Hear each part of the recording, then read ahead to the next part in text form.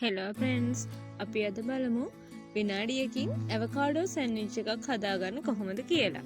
මේකට අපිට ඕන වෙනවා අලිගට පෙර ගෙඩියක්, ටෝස්ට් කරපු පාන් පෙති දෙකක්, බටර්, ලුණු ගෙඩියකින් භාගයක්, තක්කාලි ගෙඩියක්, අමු මිරිස් හෝ ගම් මිරිස් කුඩු, රස අනුව ලුණු. ඊට පස්සේ අපි අලිගට පෙර ගෙඩිය දෙකට මැදින් කපා ගන්නවා.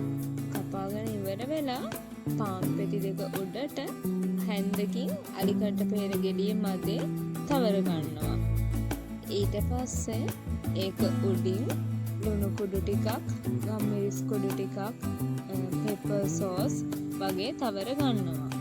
අපි මේ හදාගත්ත සැන්ඩ්විච් එක ඔයාලගේ කැමැත්ත අනුව වෙනස් කරගන්න පුළුවන්. මේ මික්ස්චර් එක උඩට ඔයාලට ඕන නම් චීස් එක්ක අනියන් බොයිල් කරපු එක් එකක්, එහෙමත් නැත්නම් ටොමැටෝ ස්ලයිඩ් වගේ ඇඩ් කරගෙන ඔයාලගේ රස අනුව වෙනස් කරගන්න පුළුවන්. ඔයාලත් මේ රෙසිපි එක try කරලා බලලා අපිට කමෙන්ට් එකක් දාන්න යන්න අමතක කරන්න එපා.